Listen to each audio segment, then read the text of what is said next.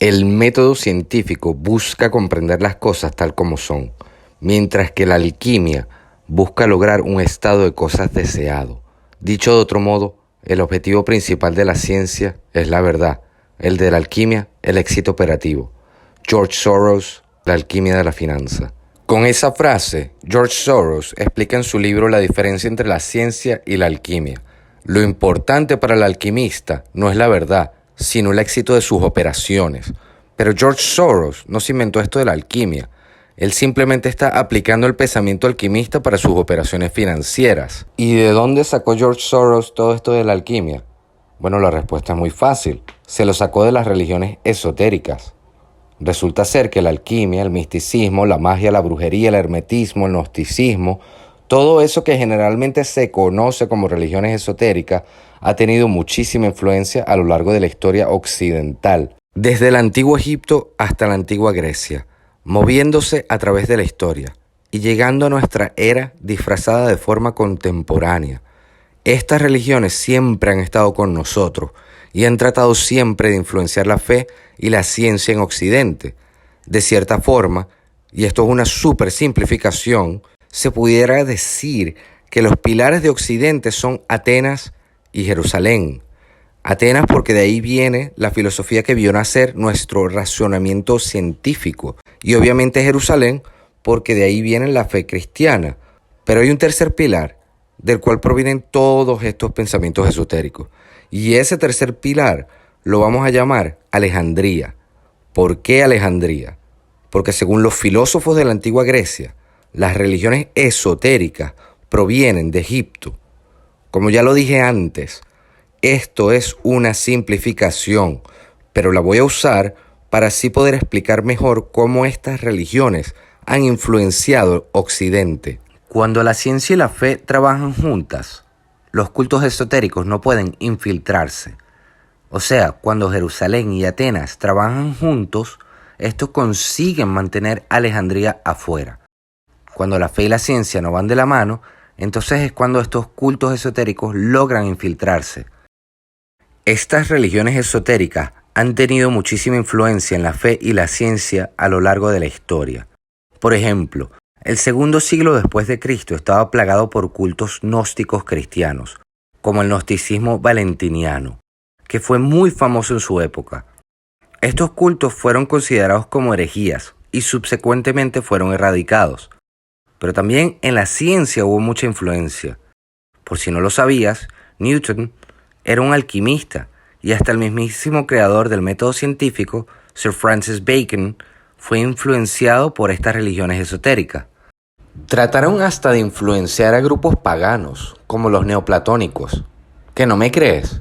Pues mira lo que dice el mismísimo Plotino sobre ellos en las Enéadas, que no tratan de fundamentar su propia tesis ante sus oyentes recurriendo al escarnio y el insulto a los griegos, sino que justifiquen por sí mismas cuantas opiniones quieran expresar como propias en contra de las opiniones de otro, exponiendo las opiniones mismas, las propias, con amabilidad y como cumple a un filósofo, andando a la mira de la verdad y no a la caza de una celebridad lograda a costa de criticar.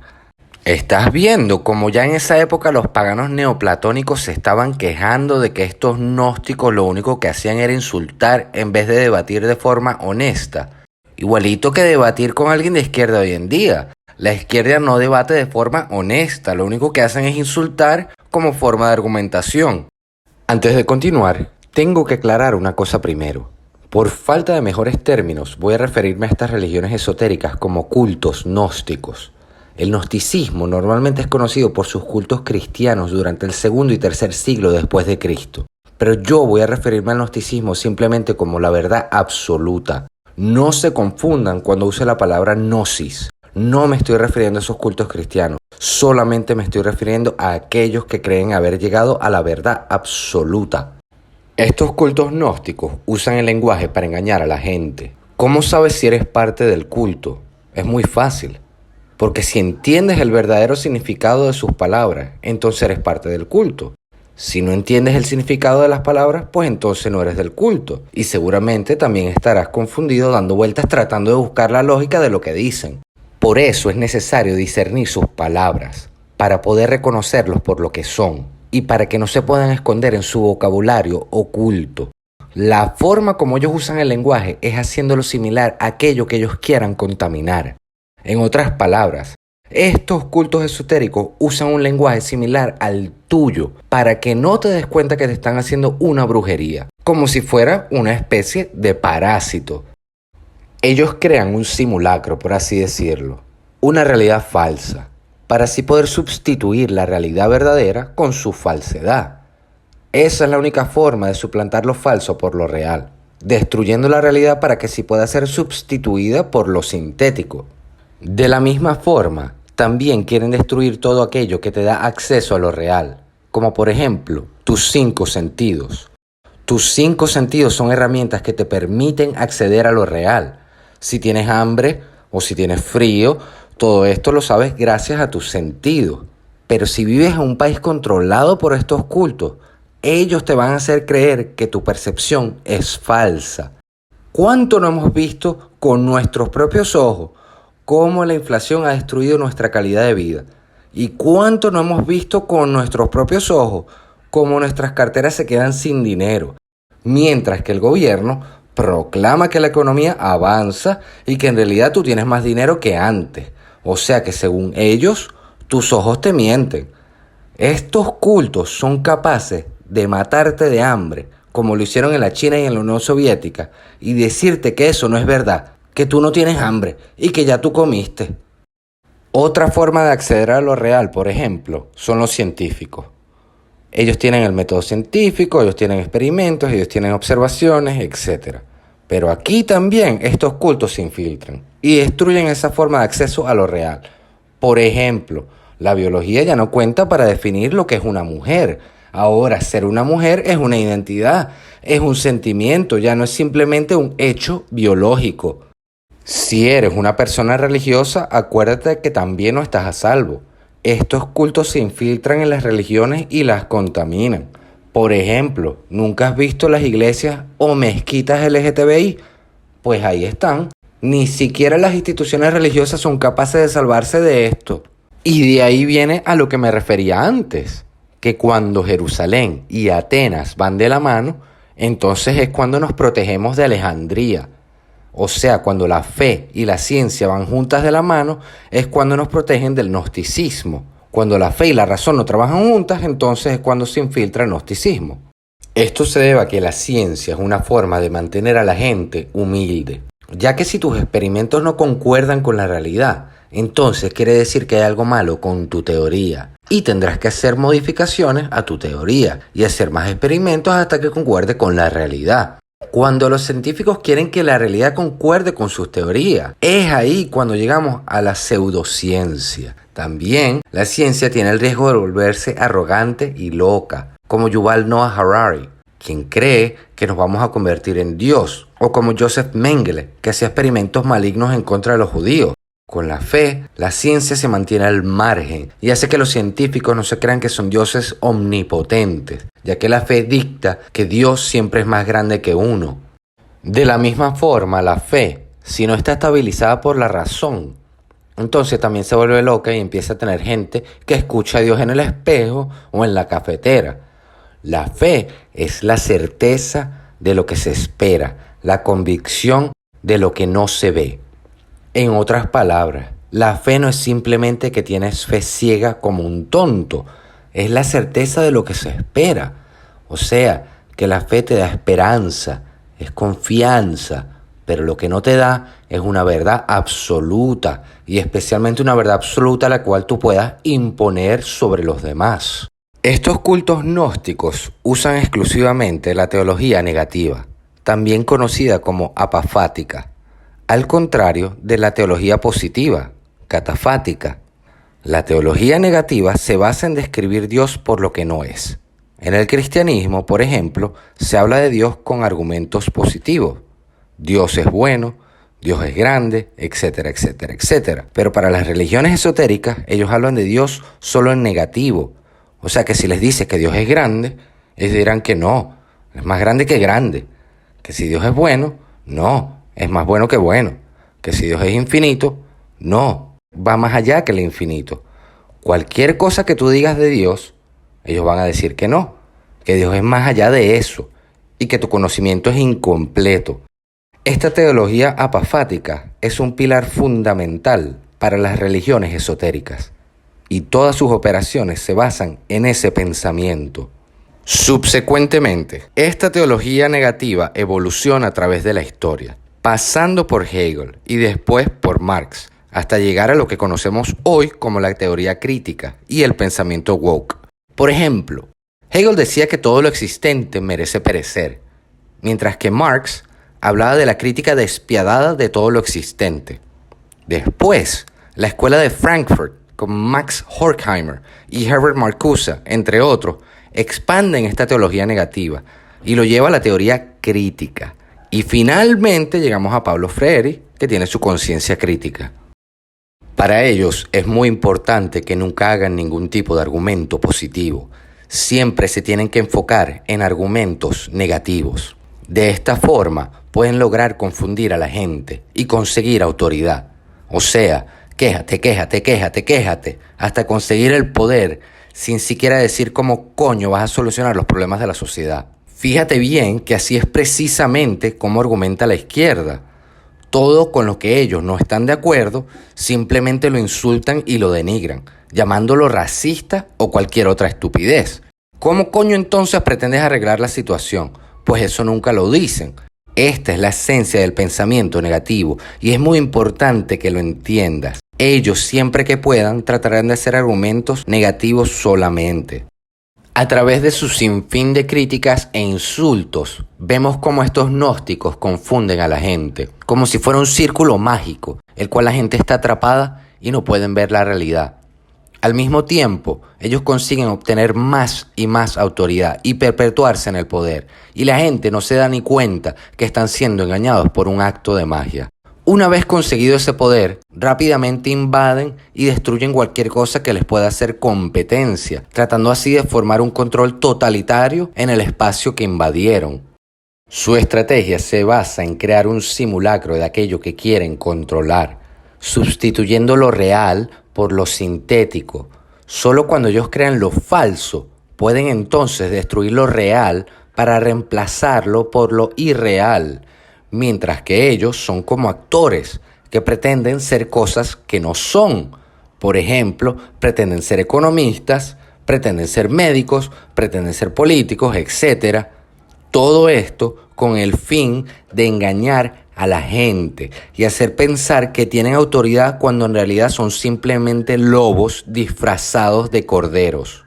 Ellos hacen simulacros de religión, simulacros de ciencia y hasta simulacros de epistemología, lo cual lo venden como si fuera lo real, en una especie de estafa, en donde la gente no se da ni cuenta que están lidiando con un estafador. Por ejemplo, tenemos a un brujo llamado Paulo Freire pretendiendo ser pedagogo, el cual ha tenido muchísima influencia en la pedagogía contemporánea, y los educadores lo admiran sin darse cuenta que están estudiando misticismo en vez de pedagogía. Así como Freire pretende ser pedagogo, tenemos un sinfín de gente pretendiendo ser políticos, médicos, periodistas, científicos, filósofos, sacerdotes, etc.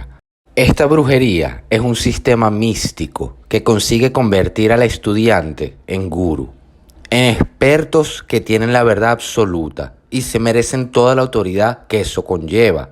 De forma parasitaria invaden las instituciones con sus gurús y desplazan a todo aquel que no esté de acuerdo con su causa, utilizando el insulto y la denigración, logrando así tomar control de las instituciones. También expanden la definición del vocabulario, a tal punto que ya ni se puede reconocer la definición original de las palabras. La diversidad, la igualdad, la tolerancia. Todas estas palabras significan cosas muy diferentes para los brujos que para la gente normal como tú y yo. Por ejemplo, Judith Butler, una hechicera marxista, haciéndose pasar por profesora de universidad, expandió la definición de mujer a tal punto que ahora ya ni sabemos qué coño es una mujer.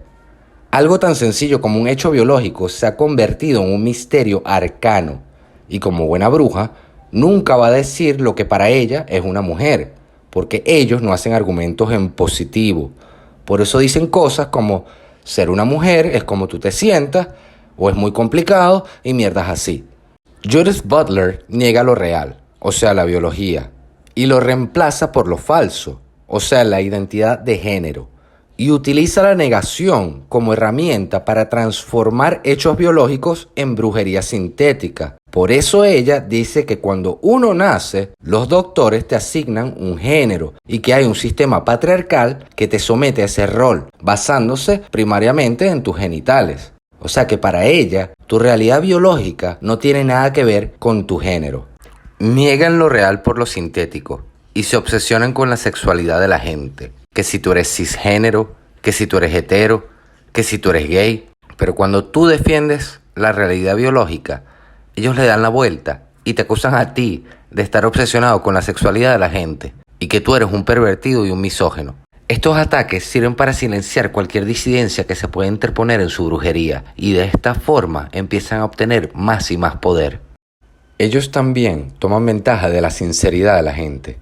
Engañan a los científicos y académicos con su magia disfrazada de teoría científica. Y los científicos van y dicen, bueno, vamos a ver si es verdad esto de que el género es una construcción social. También engañan a los religiosos, disfrazándose como creyentes, haciendo pensar a la congregación que son hermanos cuando en realidad son brujos disfrazados de creyentes. Lo sintético debe de escapar lo real y evitar ser juzgado bajo ese criterio de lo real, ya que en lo verdadero encontramos las formas de desenmascarar lo falso. Por eso, ellos siempre quieren que todas sus ideas sean juzgadas bajo los criterios sintéticos que ellos crearon. Y además, que la realidad anterior que suplantaron sea también juzgada bajo esos criterios sintéticos. Eso se debe a que su brujería solo funciona cuando lo sintético logra escapar de ser juzgado bajo el criterio real. Por eso ni siquiera discuten las realidades biológicas, por ejemplo. Simplemente critican la biología y la reemplazan con la identidad de género. De esta manera, los magos logran que la gente pierda la conexión con lo real y se queden solo en lo ficticio. Esa ficción es lo que va a permitir al brujo manipular y controlar a aquellos que estén bajo su hechizo, ya que la verdad ya no se puede discernir y tendrás que referirte a tu brujo experto que te dirá lo que tienes que creer. Como ya lo dije antes, estas religiones esotéricas no usan la ciencia o la fe como formas de discernir la realidad. Ellos tienen gnosis, o sea, la verdad absoluta, otorgada a ellos supuestamente por sus operaciones mágicas que ellos hacen. Esta revelación la caracterizan como un proceso de muerte y resurrección. Por eso, estos brujos siempre están hablando de transformar a la gente. Por ejemplo, Marx decía, tanto para la producción en masa de esta conciencia comunista como la alteración de los hombres en masa es necesaria. Otro brujo que hace referencia a esto es Paulo Freire, el cual hablaba de la muerte y resurrección de la burguesía para transformarse en proletariado y obtener una nueva conciencia. De ahí que este paso deba tener el sentido profundo del renacer. Quienes lo realizan deben asumir una nueva forma de estar siendo. Ya no pueden actuar como actuaban. Ya no pueden permanecer como estaban siendo. Será en su convivencia con los oprimidos, sabiéndose uno de ellos, solo que con un nivel diferente de percepción de la realidad. ¿Cómo podrán comprender las formas de ser y de comportarse de los oprimidos, que reflejan en diversos momentos las estructuras de la dominación? Una vez ya convertidos en adeptos, proceden a intentar afectar un cambio en las personas que los escuchan. No importa si lo que dicen es verdad o es mentira, lo importante es que lo que digan afecte a la persona que lo oiga y así provoca un cambio drástico para supuestamente despertarlos a una nueva conciencia. Y de ahí viene por qué empecé este video con esa frase de George Soros en La alquimia de la finanza. El método científico busca comprender las cosas tal como son, mientras que la alquimia busca lograr un estado de las cosas deseado. Dicho de otro modo, el objetivo principal de la ciencia es la verdad, el de la alquimia el éxito operativo. Entonces, lo más importante para ellos es conseguir los resultados que buscan, sin importar si sus teorías son correctas o no. y también sin importar qué medio utilicen, ya que el fin lo justifica todo. Esto quiere decir que sus operaciones son reflexivas y solo se convierten en realidad cuando la gente se lo cree y participa en sus mentiras. Por eso es muy importante poder reconocerlos por lo que son. Ellos son muy buenos haciéndose pasar por todo tipo de profesionales. Y muchos de ellos probablemente ni siquiera saben que están en un culto y de verdad se consideran como profesionales. Pero la realidad es que esto es una brujería y la gente sigue engañada pensando que es política, que es economía, que es filosofía, etc. Nada más han tenido que morir millones de personas debido a que no los hemos podido reconocer por lo que son. También cabe destacar que cuando el mago crea una simulación de la realidad, él no espera que la gente se lo crea de buenas a primeras. Eso sería muy obvio y la gente lo rechazaría. En vez, el brujo te invita a conversar y te dice, no, es que tú sabes mucho, tú sabes bastante, pero no lo sabes todo. Tu conocimiento es incompleto y hay gente mala, por ahí hay una gente mala que te quiere mantener ignorante y se beneficia de tu ignorancia. Mientras que ellos son los buenos y tienen un conocimiento completo. Ellos saben más que tú.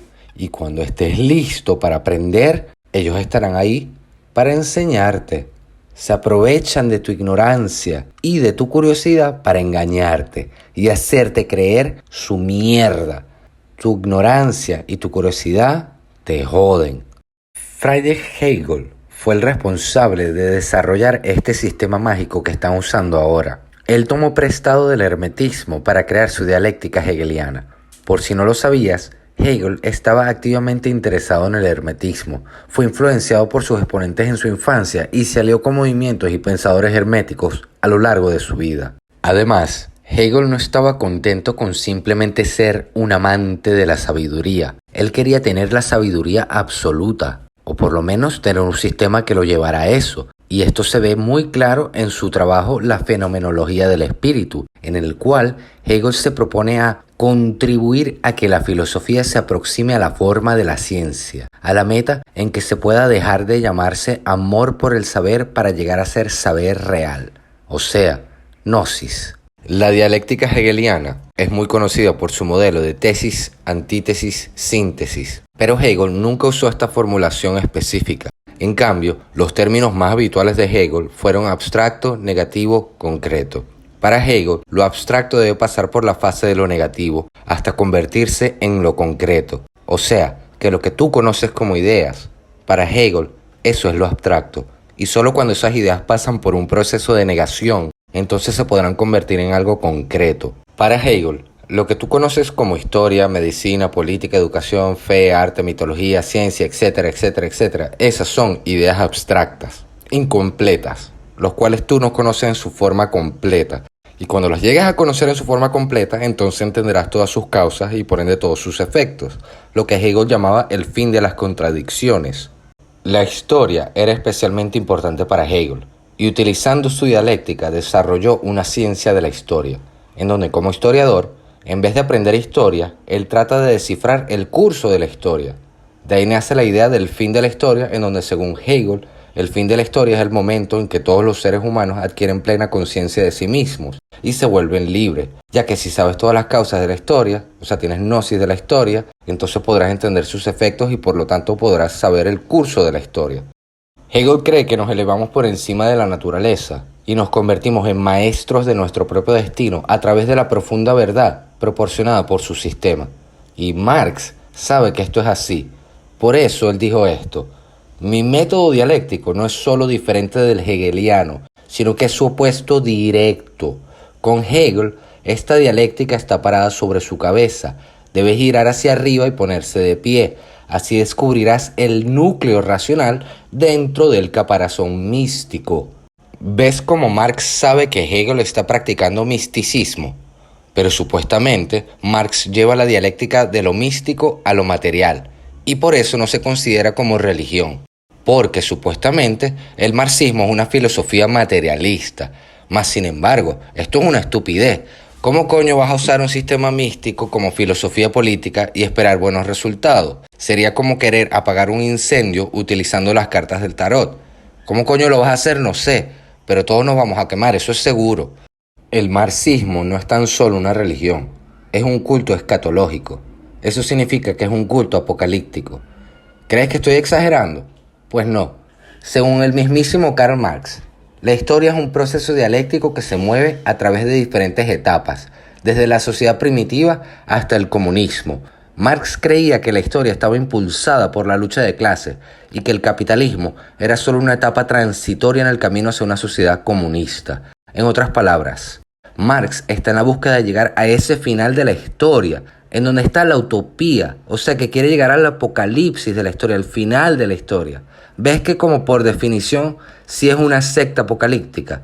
Por el simple y mero hecho de que todo lo que ellos hacen es para llegar a ese final de la historia. Además, Marx también tenía un pensamiento apocalíptico, casi satánico. En una carta que escribió en 1843 a Arnold Ruge, Marx llamó a la crítica despiadada de todo lo que existe. También, Marx tenía una preferencia especial por Mefistófeles, un personaje que es un espíritu demoníaco en la obra de Fausto. Le gustaba especialmente esta línea: todo lo que existe merece perecer. Esto no nos debería sorprender. Refleja el pensamiento mismo del hombre, que en el manifiesto declaró que el comunismo busca abolir el presente estado de las cosas y que al final del manifiesto llamó al derrocamiento por la fuerza de todas las condiciones sociales existentes. ¿Ves cómo no me estoy inventando las cosas? Esta gente está loca y es muy peligrosa. Encima, Marx había propuesto en el manifiesto comunista que la revolución proletaria surgiría de la lucha de clases y la explotación del obrero por parte de la burguesía, y que la muerte de la burguesía y el triunfo del proletariado eran inevitables. Por supuesto, todas las predicciones de Marx nunca se cumplieron, al igual que las predicciones en el horóscopo tampoco se cumplen. ¿Por qué? Porque el misticismo no sirve para un coño, y nadie puede predecir el futuro. Por esa razón, los marxistas del siglo XX abandonaron a la clase obrera y cambiaron su enfoque a la gente en la periferia de la sociedad, como los homosexuales, a los drogadictos, a las minorías, etc. También analizaron las formas en que las industrias culturales y la sociedad de consumo estaban estabilizando el capitalismo contemporáneo. En consecuencia, buscaron nuevas estrategias para el cambio político, agencias de transformación política y modelos para la emancipación política que pudieron servir como normas de crítica social y objetivos para la lucha política. De ahí por eso que los marxistas, como buenos brujos, han invadido todos los espacios culturales y eliminado cualquier persona contraria a ellos, ya que la revolución se ha trasladado de una lucha de clases a una lucha cultural. Y esto lo vemos especialmente en la educación. Paulo Freire es uno de los responsables de corromper la educación y llevarla al estado actual en la que la vemos. Para él, el concepto de revolución perpetua se basa en su creencia de que la educación debe ser una herramienta para el cambio social y la liberación. Freire creía que la educación no debería ser un proceso neutral, sino político, que desafíe el status quo y empodere a los grupos marginados. Argumentó también que la educación debe ser utilizada para promover el pensamiento crítico y la concientización, lo que conduciría a una revolución perpetua contra los sistemas opresores. Y acuérdate que ellos hablan el lenguaje de brujo. Aquí, cuando se habla de cambio social, significa cambio social hacia el comunismo. Cuando se habla de liberación, significa liberarte del capitalismo. También, cuando se habla del pensamiento crítico, no se habla de rigor intelectual, sino se refiere al pensamiento crítico como crítica marxista, o sea, la negación que estábamos hablando antes, teología negativa. También date cuenta cómo la intención de la educación para los brujos marxistas es crear más brujos, para así llegar a una revolución perpetua. Al final, con todo esto, lo que consiguen es convertir a la gente en personas que se quejan de todo. Personas que no pueden pensar por sí mismas y necesitan una figura de autoridad que les diga cómo tienen que pensar. Francamente, esto es una idiotez. Y es muy fácil quejarte de todo sin tener que proponer ninguna solución. Pero es precisamente de esa forma como ellos han conseguido obtener tanto poder institucional. Estás viendo cómo la izquierda sí es una religión. No es simplemente una metáfora que les cuadre bien por ser tan sectarios. No, es porque en realidad sí es una religión. pero está disfrazada como ciencia, como economía política, como filosofía, cuando en realidad es misticismo puro, es gnosis, es saber que tú tienes la verdad absoluta. Bueno, hasta aquí hemos llegado por hoy. Por favor, no se te olvide compartir el video. Esta información es muy importante y la gente se tiene que enterar y YouTube no quiere que nadie se entere, así que por favor compártelo. Y también por llegar hasta aquí te voy a dejar un regalito. Fíjate esto qué curioso es. Hay 17 libros herméticos. Hay 17 críticas de Marx hacia el capitalismo. Y hay 17 metas de desarrollo sostenible de la ONU. Seguro todo esto es una coincidencia. Bueno, nos vemos, gracias, hasta luego.